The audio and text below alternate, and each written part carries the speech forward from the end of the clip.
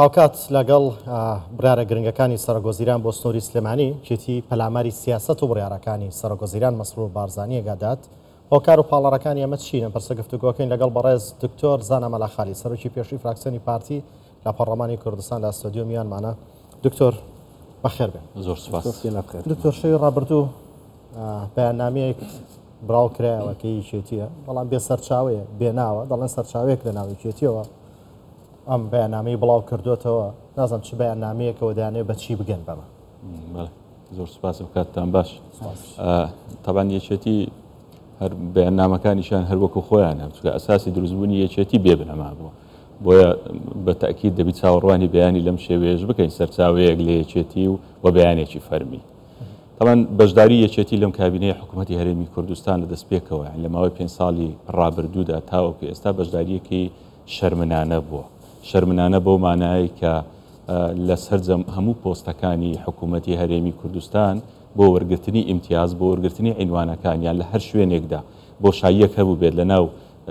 فەرمانگەیەکی حکوومەتدا لە ناو بەڕێوەبەرایەتێکی گشتیدا لە ناو وەزارەتێکی حکوومەتدا بە زوویی هەوڵیاندایە پۆستەکەی خۆیان پڕ بکەنەوە بۆ ئەوەی ئیمتیازێک بە کادیرێکی خۆیان بدەن بۆ ڕازیکردنی سەرجەم باڵەکانی ناویەکێت. ئەمە خاڵی یەکەم. و لە هەمان کاتیشدا وەک ئۆپۆزیسیۆنێکی ناتەندروست مامەڵەیان کردە لە یەکەم ڕۆژی دەستپێکی ئەم کابینەوە تاوەکو ئەمڕۆ چکە ئۆپۆزیسیۆنیش کاتێک ئۆپۆزیسیۆنێکی تەندروست بێت لە دەرەوەی حکوومەت بێت شتێکی زۆر ئاساییە بەڵام یەکێتی وەک ئۆپۆزیسیۆنێکی تەندروستیش کاری نەکردیە وەک ئۆپۆزیسیۆنێکی ناتەندروست بە ئامرازی دژایەتیکردن بۆ کابینەی حکوومەتی هەرێمی کوردستان و بە تایبەتیش بۆ جەنابی سەرۆکوەزیران هەنگاوەکانیان لەم کاتەدا تەڵان یەکێتی ناڕەوایە کە حکوومەت بە ئامانج بگرێ ئەمە جارێ باز لە کەسایەتی جەنابی سەرۆکوەزیران ناکێ هەر ناڕەوایە حکوومەت بە ئامانج بگرێت چونکە بەم ڕێژە کورسیە کەمە یەکێتی لە هەڵبژاردننی 2010دا بەدەستی هێناوە هەر شایستە نەبووە ئەسڵەن 6 وەزیری لە حکوومەتدا هەبێ شایستە نەبووە جێگیری سەرۆکوەزیرانی هەبێ شایستە نەبووە سەرۆکی پەرلەمانی هەبێ و شایستە نەبووە جێگیری سەرۆکی هەرێمی کوردستانی هەبێت یەکێتی کە ئەمڕۆ کە ئەم هێرشە ناڕەوایە دەست پێ دەکات سووربوونی پارتی بۆ ئەنجامدانی هەڵبژاردننی خولی شەشەمی پەرلەمانی کوردستان دەبینێ بۆیە پێی وایە کە لە لای ڕوونە یەکێتی کە ئێستا ناتوانێت هەمان ئەم کورسیانەی لە ڕابردوو هەیبوو لە پەرلەمانی کوردستان بەدەستی بهێنێتەوە و یەکێتی دڵنیایە لەوەی ئەو پۆستانەی ئێستا لە حکوومەتدا هەیەتی بە دڵنیایی نەجارێکتر پارتی پۆستەکانی پێدەبەخشێتەوە وەنە ئەو ژمارە کورسیانە دێنێت کە بتوانێت ئەو ژمارە وەزیرانەی لە حکوومەتی داهاتوو هەرێمی کوردستان هەبێ بۆیە ئەم هێرشە ناڕەوایی لە چەند ڕۆژی ڕابردوودا یەکێتی دەستی پێکردیا درێژە پێدەری هەموو ئەو پیلانانەیە کە لە یەکەم ڕۆژی دەست بەکاربوونی ئەم کابینەی حکوومەتی هەرێمی کوردستان دەستیان پێکردووە و لە ئێستاشدا دەبینیت چ لە لەمپەر دروستکردن بۆ پرسی موسەی موسەخۆرانی هەرێمی کوردستان و ئەو لەشکرکێشەی لە 2 ڕۆژی ڕابردوودا کرا بۆ سەر بەشێکی گرنگی هەرێمی کوردستان و لە دوای ئەوەی جەنابی سەرۆکوەزیران بڕیاریدا 38,000 مامۆستای وانە بێژ بکات بەگرێ بەست یەکێتی تووشی هیستریا بوو جارێکی دیکە چونکە نەیانتوانی ئەو شەقامە پەروەردەیەک کە بە ناوی مامۆستایانی وانەبێژ دەیانویست بە ئاراستەیەکی ناڕەوا ئاراستەی بکەن لەمە دوان ناتوان ئەم شەقامە ئاراستە بکەن چونکە ئەمانە هەمووی هۆکار بوون بۆ ئەوەی یەکێتی جارێکی دیکە بچێتەوە ئەو قالبەی دژایەتیکردنە کە لە ساڵی 1964 تاوەکو ئەمڕۆ بەردەوامە دەستپێکی ئەخفنا کە مەزن گوت ڕەنگە ژووی خەلکی بخۆشی ئەڤە جێ پرسیارێتە گوت بەرنامەیە توێژی وەکی وێنە سەر ئەساسێکی خەلەتیە دروستبووی حتەنە کێژتە بەحسکی مەسەڵەن هەمی کار و بڕیارەت توێت خەلەتن و خیانەتێدا ئۆپۆزیسیۆنەکە نەتەندروستە بەشداربینەکە شەرمنانەیە کە خەڵک مەسەن بژێت باشە مادەم هین زانن یا خەلەتە هین بوش دەستەوێت گرن هین بێژنێوارەدا پێک و کار بکەین ئەمە پرسیارێکی زۆر گرنگە طبعاً پارتی دیموکراتی کوردستان جەنابی سەرۆک بارزانی هەمیشە لە هەوڵی ئەوەدا بووە نێوماڵی هەرێمی کوردستان ڕێک بخە و بەیەکەوە ڕێ بکەین و بەیەکەوە بەشداری لە حکوومەت بکەین هەموو ڕەنگە جیاوازەکان ئایدیا جیاوازەکان بەیەکەوە شەراکەتێکی ڕاستەقینە لە حکومڕانەتی هەرێمی کوردستان هەبێت ئەم ئامانجەی پارتی یەکێتی هەوڵیدا بە شێوازێکی دیکە ئیستیغلالی بکات بۆی بتوانێت هەم بەشەکەی لە حکوومەتە بێ هەم لە دەرەوەش هەم دەستگێری بۆ ئەولایانانە بکاتن کە بیانەوێت هەرێمی کوردستان بە ئامانج بگرن لە هەمان کاتیشدا بێ پۆستەکانی حکوومەتیش بەدەست ئەم باڵباڵێنەی ناویەکێتی ئەگەر بە بەخشینەوەی پۆست و ئیمتیازات نەبێ ناتوان کۆنتترۆلی بکەن ئەمە ڕوونە لە لای خەڵکی کوردستان یەکێتی ئێستا لە حکوومەت نەبێت چی دەکات چی بەدەستە یەکێتی ئەگەر لە حکوومەت هەرێمی کوردستان نەبێ یەکێتی باش ئەوە دەزانێت کە لە هەڵبژارنی داهاتووشدا ئەو ژمارانە ناهێنێتەوە و جێگری سەرۆک وەزیرانی هەبێ شەش وەزیری لە کابینەدا هەبێ سەرۆکی پەرلەمان و جێگری سەرۆکی هەرێمی کوردستان و ئەو پۆستانە خەونە بۆ یەکێتی لە داهاتوودا بۆ یەکێتی هەوڵ دەدات لە ئێستادا گرفت دروست بکات بۆی هەر ئەسڵەن هەڵبژارنی پەرلەمانی کوردستان بەڕێوە نەچێت بۆی لە ئێستادا چۆنە بۆ شێوازە ببینێتەوە هەم هێزێکی هەبێت لە ناو حکوومەتدا لە هەمان کاتیشدا ببێتە هۆکارێکی ناڕەوا بۆ هەموو ئەو لایەن و کەسانەی دەرەوەی هەرێمی کوردستانیش کە دەیانوێت هەرێمی کوردستان بە ئامانج دکتۆر یەکێتی پێی وایە یاخۆتەڵێت پارتی و سەرۆک وەزیران چاویان بەو سەرکەوتنانەی ئێمە هەڵ نایەت کە لە ماوەی ڕابردووە بەدەستیانەوە هێناوە لە بردنەوەی سەرۆک کۆمار و لە دانانی پارێزگاری کەرکووک کەڵێنەوەوانە سەرکەوتنی گەورەی و تۆمارمان کردو و چاویان بۆ سەرکەوتنانەی ئێمە هەڵ نایە ئەمە سەرکەوتنە ئەوە ناویان ناوە سەرکەوت ئەمە فرۆشتنی هەرێمی کوردستانە زانی ئەمە ڕوون بین لەگە خەڵکی خۆمان هەموو کات پارتی لەگەڵ یەکڕیزی بووە هەموو کات پارتی دیموکراتی کوردستان لەگەڵ ئەوە بووە هەرێمی کوردستان هەرێمێکی سەقامگیر و ئارام بێت چونکە ژینگەی پارتی ژینگەیەکی ئارامە دروستبوونی پارتی لەسەر بنەمایەکی ئارام و کەشێکی ئارام بووە بەڵام ژینگەی یەکێ ژینگەیەکی جیاوازە ژینگەی یەکێتی ژینگەیەکی فەوزەویە باشە ئەوەی کە یەکێتی بە دەستکەوتی دەزانێت هەموو خەڵکی کوردستان بە دۆست و نارەکانی پارتیشەوە و بەناو خودی یەکێتی و باڵەکانی یەکێتیشەوە دەزانن ئەم ئەمانەی یەکێتی بەدەستی هێنا و هەدیەک بۆ لەلایەن نارەکانی هەرێمی کوردستان بۆ هەموو ئەو خیانەت و خیانەتکاری کە بە درێژایی یەکێتی لە درێژایی مێژووی یەکێتی کە لەسەری بەردەوام بوون ئەوەی لە کەرکووکیش بەدەستی هێنا ئەمە دەستکەوت نییە ئەگەر پارتی بیویستبایە لە یەکێتی زیاتری بەدەست دەهێنا بەڵام پارتی مێژوویەکی پڕ سەروەری پڕخەبات مێژوویەکی پاک هەنی ئەمەیە پارتی لە یەکێتی جیا دەکاتەوە ئێمە و یەکێتی دوو حزبی جیاوازین مێژوومان جیاوازە خەباتمان جیاوازە بنەمای دروستبوونمان جیاوازە بەڵام تەنها یەکێتی لە هەرێمی کوردستان نییە و ئەسڵەن من پێم وایە یەکێتی چەند جارێکی تریش ئەم بابەتەم تیکرار کردیتەوە یەکێتی ڕکابەری پارتی دیموکراتی کوردستان نییە بەچی ڕکابەرە یەکێتی 21 کورسی پەرلەمانی کوردستانی هەبوو ئێمە 45 کورسی پەرلەمانمان هەبووە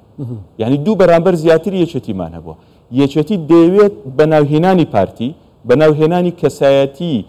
جەنابی سەرۆک وەزیران خۆی بکات بە یەکێتی و خۆی بکات بە ڕقم ئەگەر نایەکێتی ئەو ڕقەمە نەمایە لە هەرێمی کوردستان ئەو هێرشە ناڕەوایی یەکێتی کە گرتی تێبەر بەرامبەر بە جەنابی سەرۆک وەزیران دەبێت ئەمە بزانن ڕوون بێتن هەم لە لای خەڵکی کوردستان هەم لە لای جەماوەری یەکێتی و هەم لە لای قیادەی یەکێتیش نەیەکێتی دەتوانێت لە ئاستی پارتی دابێت و نەو ئەو تاقمەی کە ئێستا کە سەرکردایەتی یەکێتی دەکاو نەو کەسانەی بە ناوی یەکێتی دەیانەوێت جەنابی سەرۆک وەزیران بە ئامانج بگرن لە ئاستی جەنابی سەرۆک وەزیرانە جیاوازی ئێمە و یەکێتی یەک خاڵە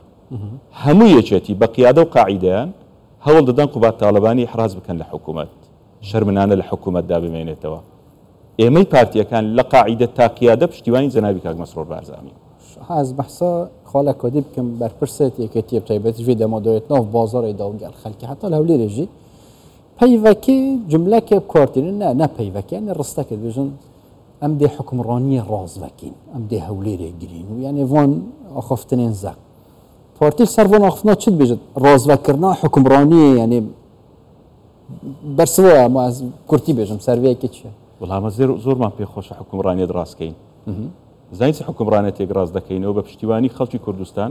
لە هەڵبژاردننی ئایندەدا لە پێکانیانی حکوومەتدا چیتر پارتی دیموکراتی کوردستان پۆستەکانی خۆی نابەخشێت یەکێتی نیشتمانی کوردستان ئەمە ڕاستکردنەوەی حکمڕانیەتە ئەو کاتە حکمڕانیت ڕاست دەکەینەوە یەکێتی بە 21 کورسی کە دەکات 118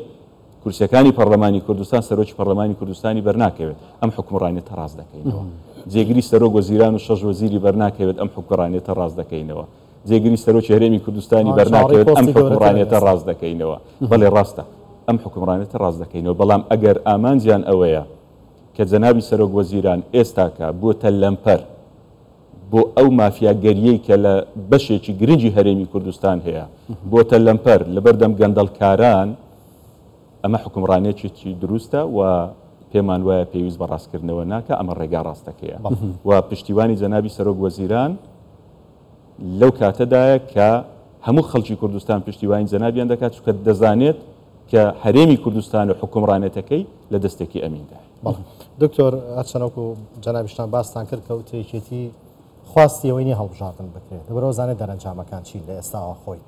بەڵام پێتان وانە دەزانێت ڕەنگە نەتوانێت ڕێگری لەوە بکە ئەنجام بدرێ یاخود ئەنجام نەدرێ بەڵام لە ئێستاوە بانگەشەی هەڵبژاردننی دەست پێ نەکردووە هەبە تاکید بانگەشەی هەڵبژاردنە بەڵام دەزانی بانگەشەی هەڵبژاردنیش بێ بە ڕێگایەکی دروست بێت ڕەوا دەبێت بەڵام ڕەوان نییە یەکێتی دژایەتی حکوومەت هێرێمی کوردستان کە چکە خۆی بەشێکی سەرەکیە لە بەشداریکردنی حکوومەت هێرێمی کوردستان هەموو خەڵک دەبێ ئەم پرسیارە لە یەکێتی بکات وەقاعیدەی یەکێتیش پرسیار لە قیادەکانی خۆیان بکەن بڵێن باشە ئەگەر ئێوە زەماوەری یەکێتی بە ئەو پرسیاریان لێ بکەن ئەگەر ئێوە ڕازینین لەم حکوومەتە بن ڕازینین لە ئەدای حکومڕانێتی حکوومەت هێرێمی کوردستان بۆ لەو حکوومەتەدا ئەگەر بۆ ئیمتیازاتەکانتانەتە فەرمونواز لە ئیمتیازەکانتان بینن یعنی ئەو دووڕووی و نیفاقیە لە پایچی بەڵام یەکێتی بە ئاراستەیەک دروست بووە لەسەر ئەساسی ئینشقاق دروست بووە لەسەر ئەساسێکی ناپاچی و خیانەتکاری دروست بووە یەکێتی قسەیەکەیە دەڵێ بازاری دز لە بازاری شێواوە یەکێتی ئەم بازارە فەوزەویەی دەوێت دروست بکات لە هەرێمی کوردستان بۆ ئەوەی ئەو ئامانجەی هەیەی بیپێکێت بەڵام ئەم ئامانجە ناپێکێت ئامانجی یەکێتی ئەوەیە کە هەرێمی کوردستان ئەو ئەزمونەی هەیەی لەبار ببات جەنابی سەرۆک وەزیران کاک مەسرور بارزانی بە درێژای 5 ساڵی ڕابردوو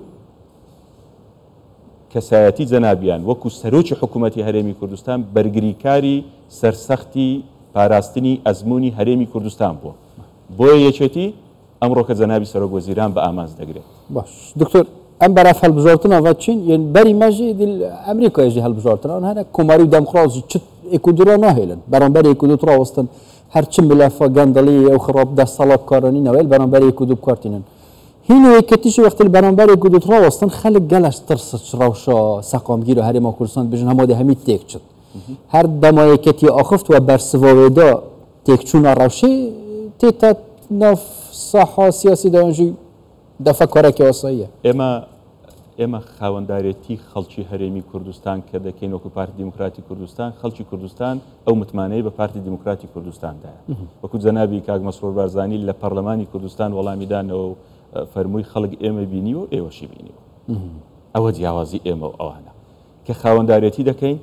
ئارامی هەرێمی کوردستان کەشێکی ئارام لە هەرێمی کوردستان ژینگەیەکی لەباری سیاسی کۆمەڵایەتی ئابووری لە هەرێمی کوردستان ئامانجی پارتی دیموکراتی کوردستان و جەنابی سەرۆک وەزیرانە کە ئەوە ئامانجی جەنابیتیان یەکێتی دەیەوێت لەم کەشە ئارامە بدات چونکە ئامانجی پارتی دیموکراتی کوردستان و جەنابی سەرۆک وەزیر ئەس دکتۆر یعنی هەر وەکتی وانە ئاخف نەکرد هیندی ئێم دوو ئاخف نەبێژن یان گەلە جەڕین خۆ بێدەنگ کرد پێتوی دەزانی ئێمە ڕوونکردنەوە بە خەڵک دەدەین چونکە ئەوەی یەکێتی دەستی پێکردیە هێرشێکی ناڕەوایە هەم بەرامبەر بە جەنابی سەرۆک وەزیران هەم بەرامبەر بە پارتی دیموکراتی کوردستان بۆی ئەوەی ئەمڕۆکە ئێمە دەیڵێن دەبێت خەڵکی کوردستان بیزانێت یاکە یەکێتی لە حکوومەتە یەکێتی بۆ ئیمتیاز لە حکوومەتە یەکێتی نایەوێت هەڵبژاردن بکرێت ئێمە لە 2 ساڵی ڕابردوودا دنیای کۆسب لێلایەن یەکێتی نیشتمانی کوردستان بۆ ئەنجامدانی هەڵبژاردن دروستکرای هەموو کاتێک ئەم ڕوونکردنەوەمان بە خەڵکی کوردستاندایە هەنگاوەکانی ڕابردویان پێیان وابوو لە ڕێگای محکەمەیەکی نادەستوری لە عێراقدا دەیانەوێت ئەم خەریتە سیاسیە لە هەرێمی کوردستان بگۆڕن بە شێوازێک کە ژمارەی کورسەکانی پارتیان لا گرنگ بوو دەبێتە چەند کورسی بۆ ژمارەی کورسەکانی خۆیان دەبێت بە چەند کورسی بۆی تۆزێک لە پارتی نزیک ببنەوە ئەم مەرامە نەهاتە دی ئەوەی ئێستا دەیبینن جەماوەری کوردستان لە پشت پارتی دیموکراتی کوردستاندایە لە پشت هەنگاوەکانی جەنابی سەرۆک وەزیرانە بۆیە هەڵبژاردنێک لە بەردەممانە ئەم هەڵبژاردنەی هەیە یەکێتی نایەوێت بەشداری لەم هەڵبژاردنە بکە و دەوێت گرفتێک لە هەرێمی کوردستان دروست بێ ئەم هەڵبژاردنە ئەنجام نەدرێت وەگەوەی باسم کرد چونکە لە داهاتوودا ئەو وەزعی یەکێتی ئێستا هەیەی ئەم وەزعی نابینێتەوە بە چاوی خۆی بۆیە ئەوەی پێیان ڕەوایە ئەمڕۆکە دەیکەن ئەمە کارێکی ناڕەوایە دەبێت یەکێتی ئەمە بزانن ئەمڕۆکە لە دەقی بەیانەکەی وتەبێژی پارتی دیموکراتی کوردستانیشدا زۆر بەڕوونی هاتیە ئەوەی کە یەکێتی مەبەستیتی بەرامبەر بە جەنابی سەرۆک وەزیران پارتیەکان ئێمەی پارتیەکان وەک جارێک تر تکراری دەکەمەوە لە قاعیدە تا قیادە پشتیوانی جەنابی مەسرور بارزانین بۆ هەموو کارە تەواوکراوەکانی و بۆ ئەو کارانەشی کە لە داهاتوودا بەردەوامیان پێدەدا و هەموو ئەوانەی دەیانەوێت خۆیان لەوە بدەن جەنابی سەرۆک وەزیران بە ئامانج بگرن دەبێت ئەوە بزانن لە ڕابردووشدا زۆری تر هەبوون ئەم ڕەوشەیان تاقی کردەوە و هەورازی بەرزی بارزان زۆر لەوە بەرزترە بەو کەسایەتیانی ئەمڕۆکە پیادەی ناوێتیەکان بتوانن بە شێوازێکی تێتەشیر بکەن خەڵکانی دیکە شەر لە پاڵ پشتی سەرۆک وەزیران جگە لە پارتەکانمە باسم کرد ینی جەماوەری کوردستان لە پشتی هەنگاوەکانی جەنابی کاک مەسرور بارزانیە چونکە ئەم ژێرخانەی خەریکە لەو ماوەی ڕابردوودا جەنابیان لە حکوومەتدا کە دەیەوێت دروستی بکات بۆ ئایندەی هەرێمی کوردستان ئەم ژێرخانە خەڵکی کوردستان تێیدا سوودمەند دەبێت خۆ 38,000 مامۆستای وانە بێژ کە 2 ڕۆژبەر لە ئێستا بڕیاری بەگرێ بەسکردنیان درا ئەم 38,000 وانە بێژە مامۆستایە بە ڕێزە خۆ هەمیان پارتی نەبوون کەس پرسیاری لەوە کرد ئەمانە چلایەنێکی سیاسی کە جەنابیان بڕیار دەدات جەنابیان بە ڕوانینێکی گەورەتر مامەڵە لەگەڵ خەڵکی هەرێمی کوردستان دەکا خاوەندارەتی هەموو سنوورەکانی هەرێمی کوردستان وەکو یەک لە ئەستۆگرتیا و لە مەسئولیت ڕای نەکردێت سەرڕای هەموو ئەو کۆسپە دروستکرا و دروست نەکرایانەی کە هەبوون چ ئەوانەی بە ئەنقەست هاتنە پێش چ ئەم کۆسپانەی وەکو سروشتی هاتنە بەردەم ئەم کابینەی حکوومەتی هەرێمی کوردستان لە سپاس دکتۆر زانەمەلە خاڵی سەرۆکێبەری فراکسیۆنە پارتیت نەوە پەرلەمانی کوردستانی دەدگەڵمەدەم سپاس بوو بەخێرات سپاس بۆ.